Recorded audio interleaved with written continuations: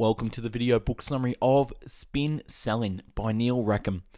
This book was published in 1988 and weighing in at 197 pages. Finalizing is essential reading for anyone involved in selling or managing a sales force. Unquestionably the best documented account of sales success ever collected, and the result of the Hathaway Corporation's massive 12-year, $1 million research into effective sales performance.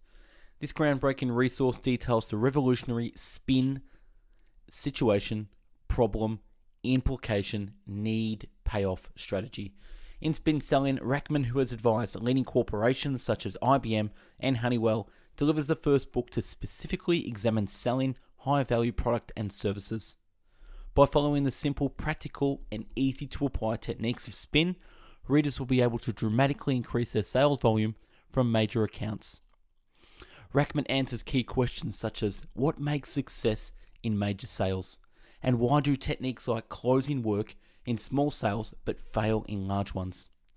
You'll learn why traditional sales methods which would be developed by small consumer sales just won't work for larger sales, and why conventional selling methods are doomed to fail in major sales. Packed with real-world examples, illuminated graphics, and informative case studies, and backed by hard research data. Finalizing is the $1 million key to understanding and producing record-breaking high-end sales performance. If you like what you hear in the book summary, I strongly suggest you buy the book using the link in the description. So without further ado, I bring you the book summary of Finalizing. The difference between small and large sales. Define small sale.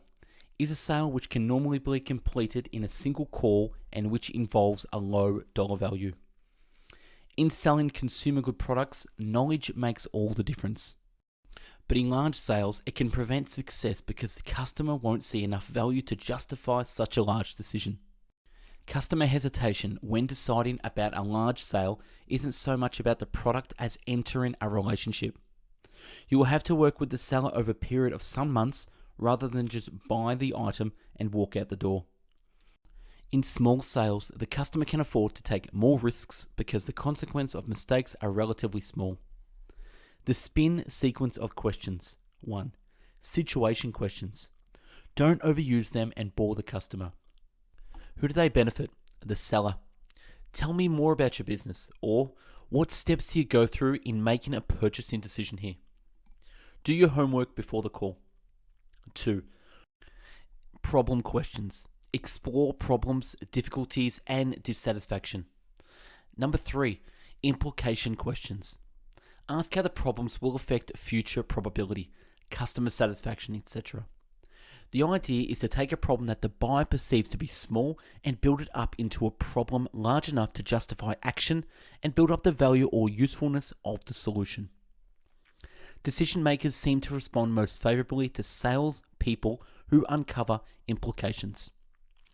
Implication questions are sad. And number 4, need payoff questions. If you ask the buyer to explain to which elements of the problem your solution can solve, they are explaining the payoff themselves and will find the solution more acceptable. Is it important for you to solve this problem? Why would you find this solution so useful? Is there any other way this could help you? The buyer's attention is now focused on how the solution would help, not on the product details. It is easier for them to remember this when convincing others rather than a list of features. Need payoff questions are happy. How to prepare implication questions. Number 1, write down a potential problem the customer is likely to have. 2, then ask yourself what related difficulties this problem might lead to. Write these down. And 3, for each difficulty, write down the questions it suggests. Avoid need payoff questions too early in the call. This will likely put the customer on the defense. Build up needs before asking need payoff questions, such as, if I could show you a way to increase productivity here, would you be interested? Would you be interested in a faster way to process your accounts? Better, why is that important? How would that help? Would it be useful if there is any other way this could help you? Use open-ended questions.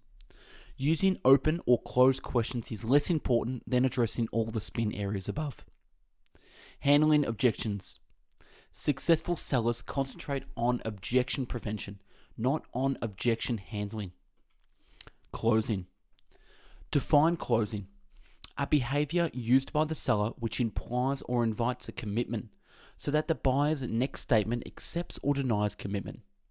Closing technique work when the sale is small, but fail to work as the size of the sale increases. Closing techniques speed sales, but in larger sales you want more time with the client, not less. You don't wonder, how can I cut down on the time I'm spending with the key decision makers? Your objective shouldn't be to close a sale, but to open a relationship. Plan for the 4 outcomes of a sales call. What is your objective of the call? Know before you call if you want an order or advance. Number 1, order. Number 2, advance. Moves the sales forward towards a decision. If this isn't your goal for the call, you're wasting your prospects and your time.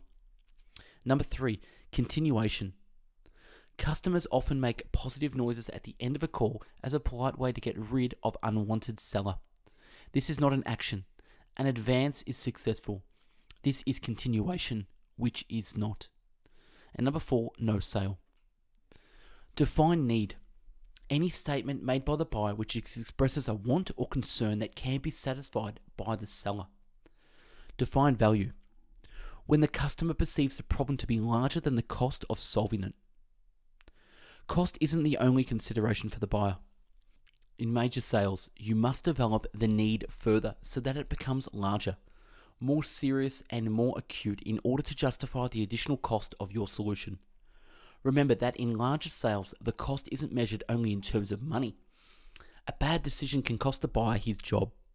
The buyer often perceives significant risks and hassles which add to the cost side of the value equation. How listing all features can backfire for a low price product.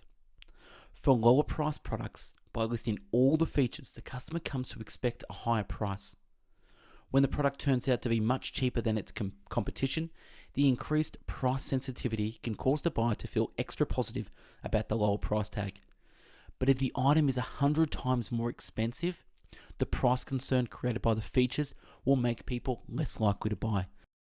That's why really expensive watches have very few features and emphasize their style instead. And that's a wrap on book 97, Spin Selling by Neil Rackham. Subscribe to our channel for future video book summaries and follow us on Instagram. This summary is from the website samuelthomasdavis.com. Watch previous video book summaries on our channel, and if you like the video and want to buy the book, click the link in the video description to purchase from Amazon. Thanks for watching, and I hope you learned a thing or two. Have a great day.